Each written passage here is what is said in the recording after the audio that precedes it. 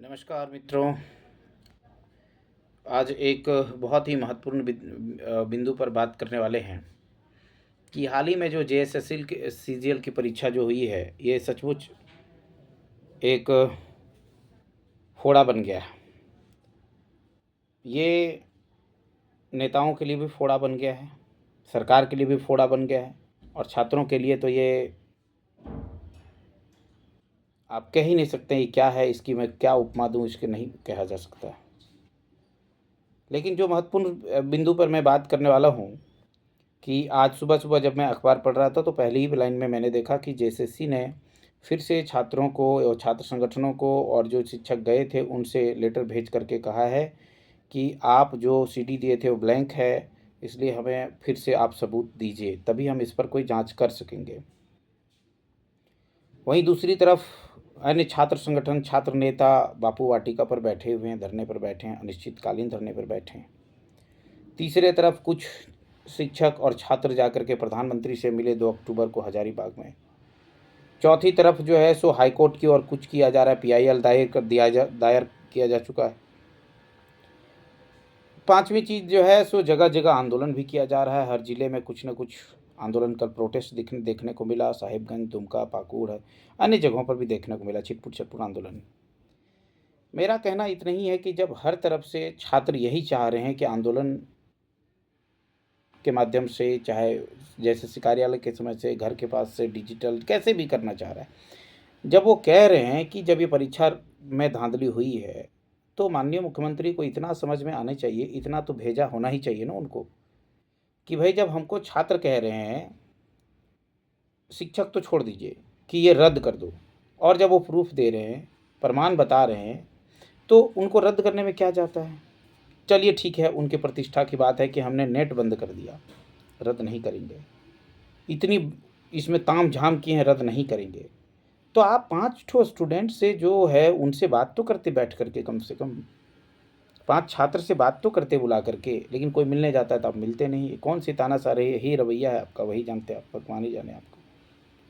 कौन इंटू पिंटू चिंटू आपको चला रहा है, सलाहकार दे रहा है कि चुनाव के समय में जो छात्र आपके समर्थन में पिछले बार थे, वो खेल बिगड़ रहा है।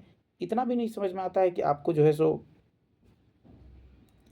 छात्र को बुला करके बात करना चाहिए, आम छात्रों के साथ जाकर के बात करना चाहिए। तो मंच पर चढ़ करके अनर्गल भाषण देते हैं, कोई भी इसका एजेंट, कोई उसका एजेंट। चलिए ठीक है, इन सब चीज़ें बात में बात नहीं करना चाहता हूँ। दूसरी बात, सबसे बड़ी बात मैं करने आया हूँ कि हाई कोर्ट में पीआईएल दायर किया जा चुका है और कई ग्रुप में लिंक एक्टिवेट और क्यूआर कोड स्कैनर चल रहा है। चंदा के नाम पर उगाही भी हो रहा है। भर भर के चंदा दिए जा रहे हैं और लिए जा रहे हैं। सुनने में तो आ रहा है करोड़ों की खेला भी होने वाला है। तो छात्र यहाँ कितना क्या करे, कहाँ जाए। नेता अपनी जाल में अपनी रोटी सेंक रहे हैं। अगर बीजेपी नेता के पास कोई जाता है तो सत्ता में बैठे कहते हैं कि ये बीजेपी के एजेंट हैं। सरकार के पास जाता है तो मिलना नहीं चाहते हैं। छात्र संगठन कुछ काम करता है या शिक्षक कोई काम आगे बढ़ के काम कर रहे हैं तो उनको सहयोग की ज़रूरत है, तो वो जो है सो क्यूआर स्कैनर कोड भेज रहे हैं, सारे जो है सो चंदा वसूली जा रहा है। अब ये छात्र बीच में समझ नहीं पा रहे हैं कि आखिर वास्तविकता क्या है। पीस रहे हैं छात्र, साधारण छात्र जो अच्छे सही से मेहनत कर रहे हैं ना, वो आप तमाम प्रकरण में देख पाइएगा एक चीज़, चाहे वो छात्र नेता हो, चाहे शिक्षक हो, उनमें से बहुत कम हैं जो छात्र जाकर के समय दे रहे हैं और घूम फिर रहे हैं, बल्कि सब वही लोग हैं जो पिस गए हैं, है ना?